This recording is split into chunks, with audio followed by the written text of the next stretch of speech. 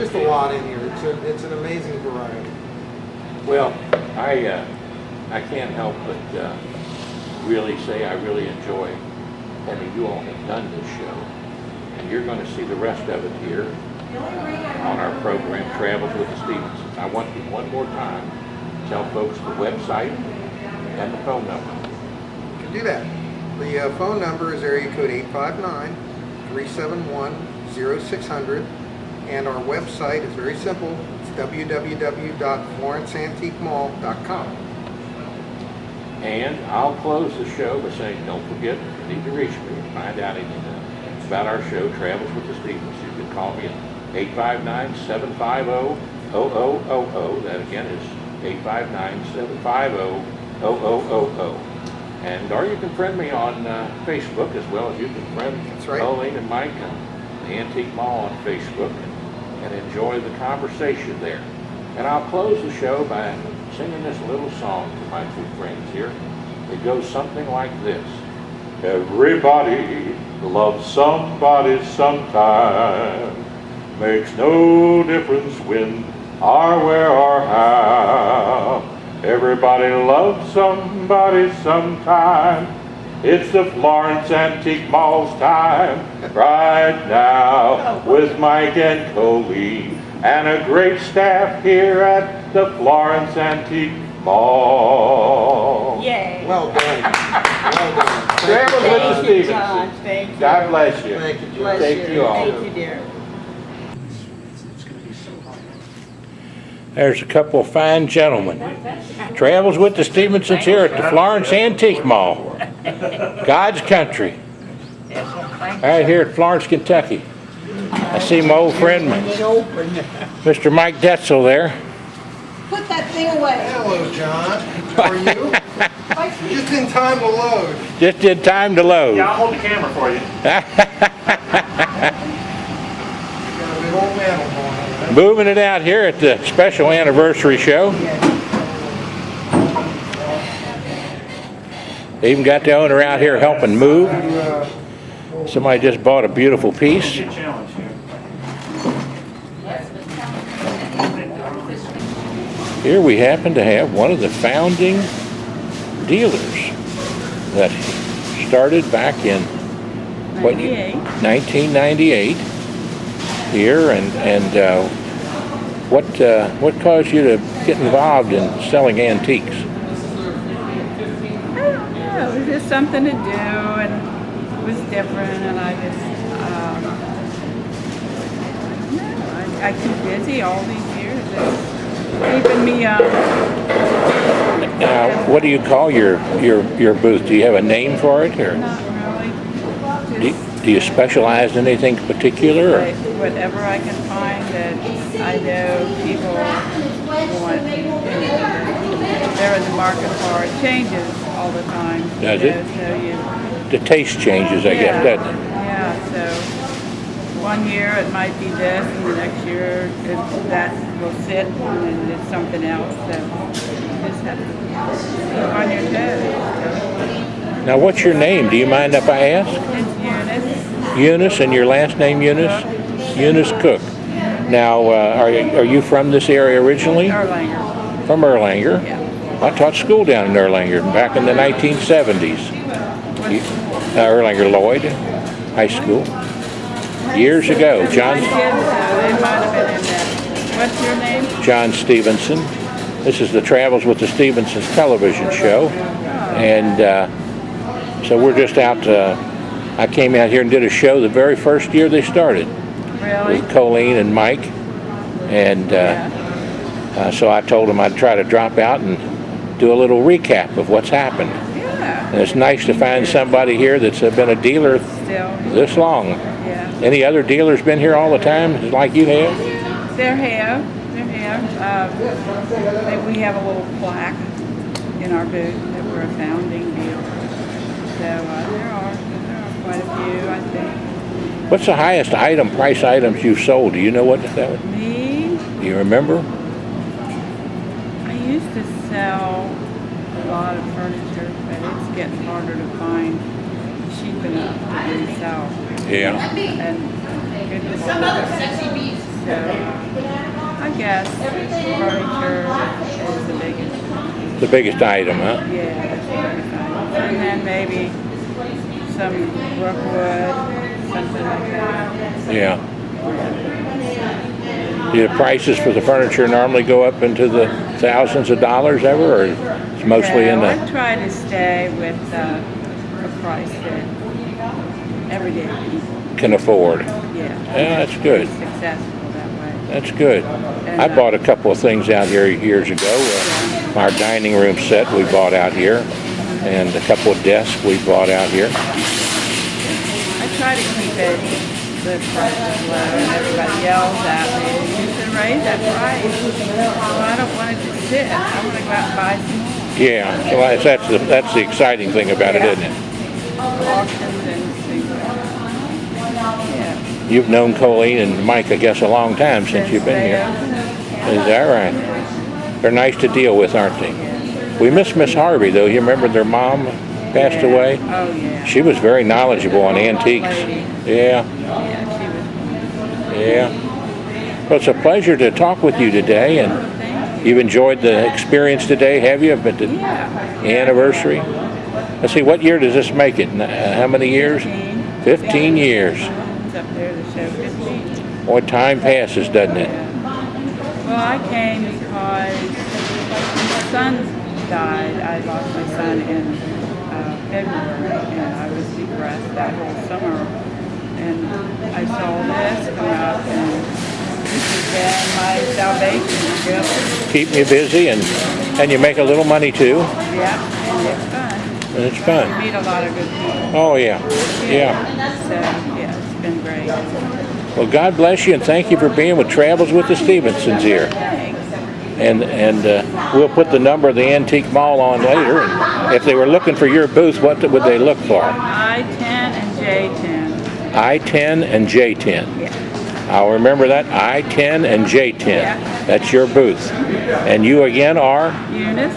Eunice Cook. Yeah. God bless you. Thank you. You're going to know this song, and y'all sing. Even your Ohio folks can sing along if you like. We won't throw you back across the river too hard. There's a lot of ladies out here in the audience, Mark.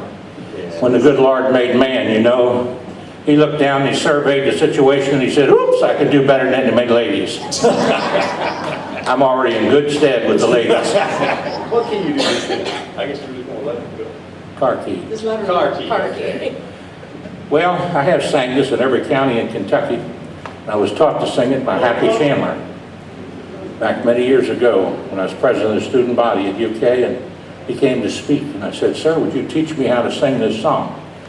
He said, I'll sing it for you, son. Poked me on the chest, and he said, but you got to remember one thing. He said, you got to sing it from your heart.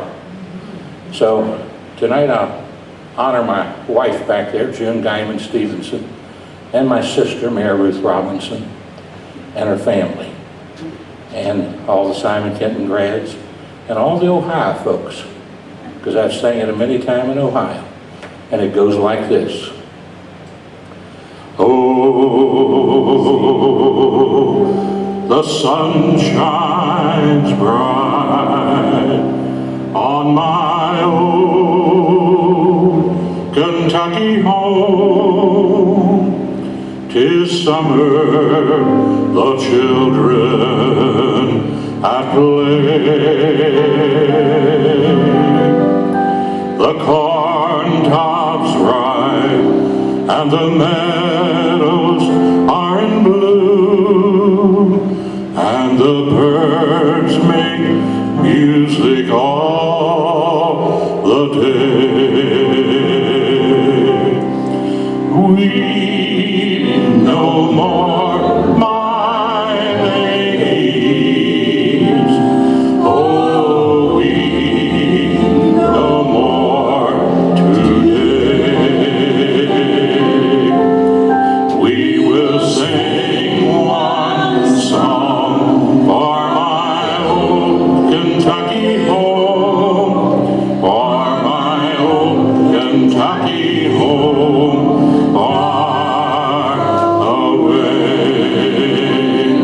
Now as the band plays on, me take just a moment. And the other day I filmed a parade for one of my Travels with the Stevensons television shows.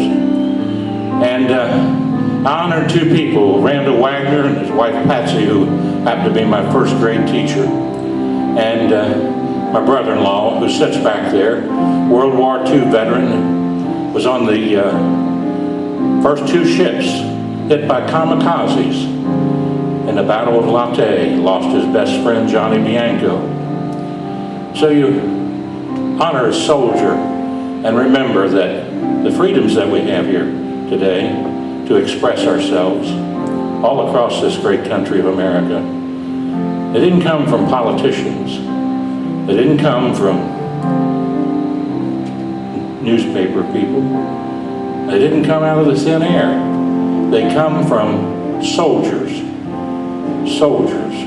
who died, gave their time, gave their lives, risked their lives. Men and women, for us, that's where freedoms came from. And of course, the greatest freedom of all was the freedom and the gift that God gave us called the gift of love. And that's something that the Robinson family singers have given all their lives, the gift of love. My brother-in-law, Jackie, whether he was a teacher, a professor, or whether he was just singing a song with his wife, Mary Ruth, and their children and grandchildren, it's the gift of love, which is the greatest gift that God's given us. So remember, when you see the children, you remember the song, and you reach down and touch them on the head, and you tell them, I love you. And it goes like this. Oh, the children roll on the little cabin floor, all merry, all happy and bright. By and by, hard times comes a knocking at the door. Then my old Kentucky home says goodnight. Now join in with me. We no more my lady. Oh, we no more today. We will sing one song for my old Kentucky home, for my old Kentucky home, far away. For my old Kentucky home, far away.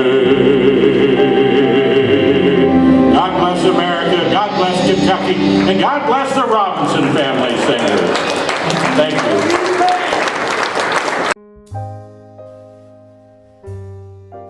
Kentucky is my land. It is a place beneath the wind and sun, in the very heart of America. It is bounded on the east, north, and west by rivers, and on the south by mountains.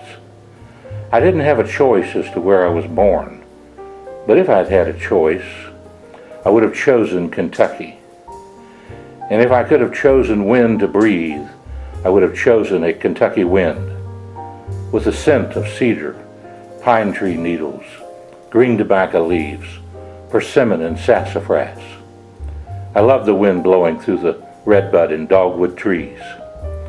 If I could have chosen a spot in Kentucky, I would have chosen Covington, the place where I was born, where generations of my people have lived, and some still live. Here too, I have always lived where I follow the little streams and creeks that flow over rocks between the hills and rivers, where in season we hunted the wild game. Skilled as an Indian, with dogs by my side, I enjoyed this land of sunlit waters, and I enjoyed the 4 seasons. Kentucky has 4 distinct seasons. I learned as a young child each season is 3 months long. The 2 seasons I wanted to be longer and longer were the Kentucky spring and autumn. Summer brought good earthly smells. It gives birth to sugarcane, tobacco, yellow bantam, and silver queen corn. Hot days would bring blackberries, dewberries, and strawberries. All I had to do was get my bucket and gather them. Autumn, the quietness of this season, brings black walnuts. They drop from the mother tree to the ground. In their heavy green shells they ripen. Hazelnuts fall along the cattle paths. Autumn winds are crisp and sharp, refreshing, and a need for sweater or jacket. Sounds in the air are shouts on football fields, with touchdowns, cheerleaders, drums, the smell of popcorn. Warm days and cool nights in the Kentucky's autumn has reason. It brings magical touches to maple trees. Their leaves become a red and golden hue. They flutter to ground where the fields hold pumpkins, baskets of apples, and bales of hay. Winter in Kentucky brings freezing temperatures, frozen lakes, ice skating, ice fishing, smoke swirling from chimneys, heavy snowfalls from dark winter skies. Winds blow fiercely. In swirls they form a white skirt at the base of a maple tree. Farmers can be seen in Kentucky's winter drawing syrup into the buckets from the same tree. The syrup becomes Kentucky's famous sorghum molasses. Spring comes into Kentucky with bursts of energy, melting the frozen soil into a warm, soft earth. It was in the wind. I could feel it. I could taste it. I could see it. And it was beautiful to me. Spring brings back life to our world. Rain comes in a downpour, drenching newly leafed trees. The earth rain gives drink to the tulips, to the violets, forsythia. Calendars are turned into the month of May. Hills are alive with the white dogwoods and redbud trees in full bloom. The wild crabapple blossoms flutter to the ground like pink seashells. The weeping willow's narrow branches finger the wind tenderly. Deep purple violets lay nestled in the Kentucky bluegrass. Only in the spring, only in Kentucky, then the first Saturday in the month of May, is the running of the horses in the Kentucky Derby. The overturned earth gives a sweet scent. A thoroughbred horse's hoofs race to win the roses, and the sound of my old Kentucky home rings in the air. Only in the spring in my Kentucky, from my birth to childhood to old adult, these have been my things, my life. From the nestling birds to the flowering trees, the rivers, the creeks, I learned of God's goodness. I learned of His miracles. For me, my greatest miracle has been my babies and their babies in my life. What fun and happiness they all have given me. I rest now at the feet of Jesus, but my spirit remains here in these hills of Kentucky. But I still have my babies in my heavenly heart until we meet again. This was written by Bernadine Jane Bingham Ogden. A beautiful piece of work about her life in Kentucky. And you too, as a Kentuckian, can have your soul touched by the Lord, by the hearing of these words and remembering the 4 seasons and what they meant to you.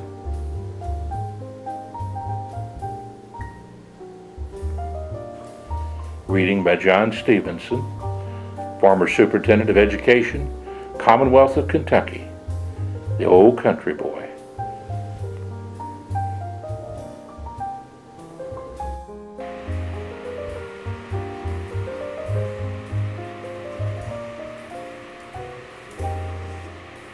The beauty of a life spent in service for God and humanity. There's nothing in this world more beautiful than a life spent in unselfish service to others. Sometimes it may seem to the world that a life is humble and lowly and of not much value. But there are many instances where these lives are like the modest violet, sending out a beauty and fragrance that is appreciated by both God and man. The earth is the Lord's and the fullness thereof, the world and they that dwell therein. We are all stewards. There is not an owner anywhere of anything. God alone owns. He estimates our gifts for the advancement of His cause, not by their size, but by what we have left. May we labor on, seeking not for glory and applause, knowing that He who clothes the lilies of the field and hears the ravens when they cry will richly repay. Oh, the wrongs that we may righten. Oh, the hearts that we may lighten. Oh, the skies that we may brighten, helping just a little. In the field of destiny, we shall reap as we have sown.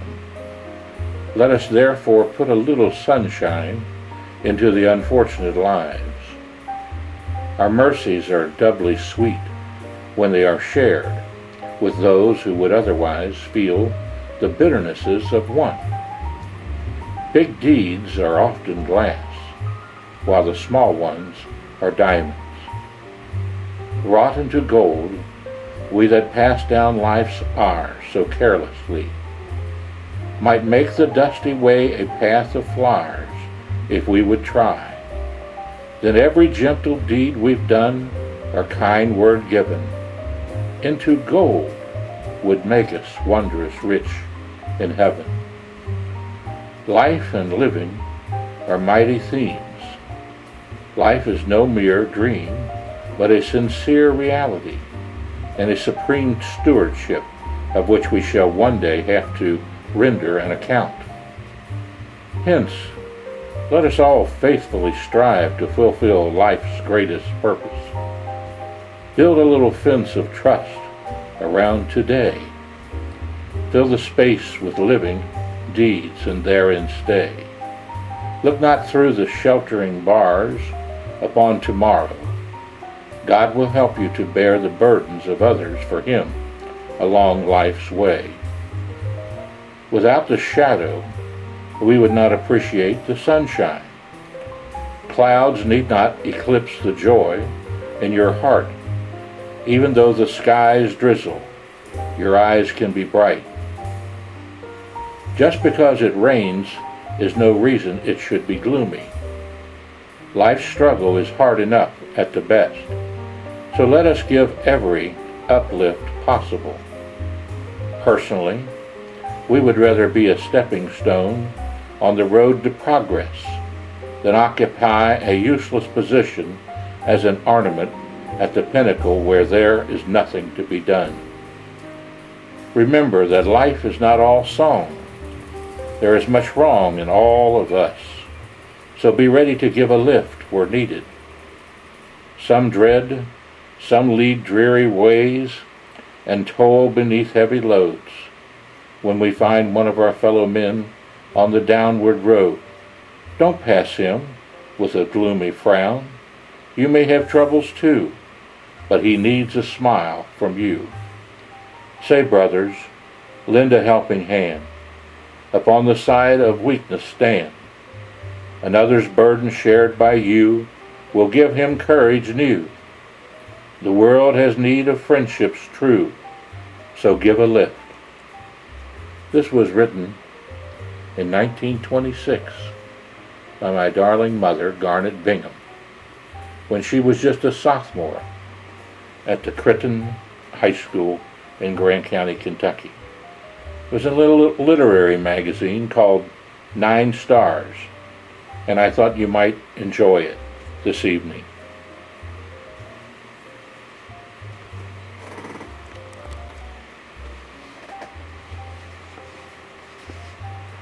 Another one I thought you might enjoy, Love in a Cottage by Garnet Bingham. Some say love in a palace is most always proud and cold, but not so with love in a cottage. It never, no never grows old. When the long day of toil is over, the homecomer's tired, weary feet scarcely enter the door of his cottage till he is welcomed with love and caresses. A tempting white table is spread ready. The best to be had is for him. Could the gouty old lord in his palace but see, his eyes with envy grow dim. Ere long we hear a noise in the bathroom. 'Tis the patter of little feet. Baby has awakened from his slumbers, and he's coming his papa to greet. The door softly opens, and on the threshold stands a brown-eyed, curly-haired boy. To him nothing is as great as papa, and all three hearts throb light with joy. In winter, when the evening meal is over, we gather round a cheerful fire. Rees and pleasantry talk matters over, till the curfew rings time to retire. In the summer, the evenings are longest. We go in front in the cool and sit down, and watch the green cars glide down the shady street of our dear little country town. O working man, take my advice. Envy not the millionaire. You have the world's best wealth, the love of wife and child. You are far more free from care. Love in a Cottage by Garnet Bingham. Sophomore at Crittenden High School, written in 1926.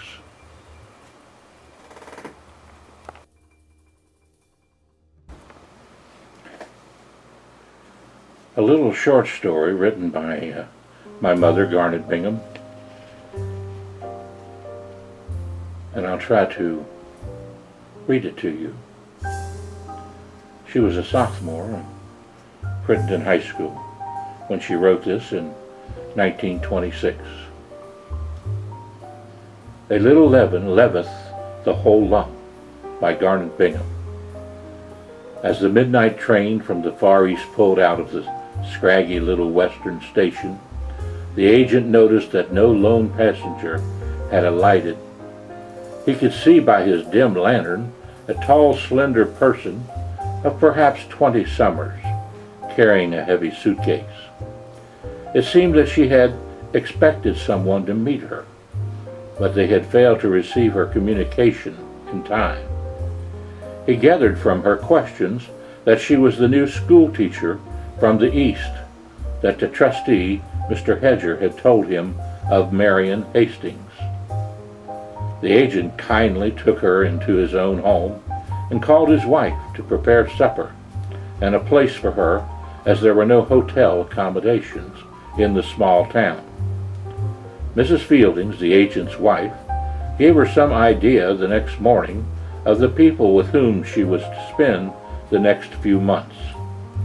It seemed there had been no school for a few years, and no church or Sunday school within miles.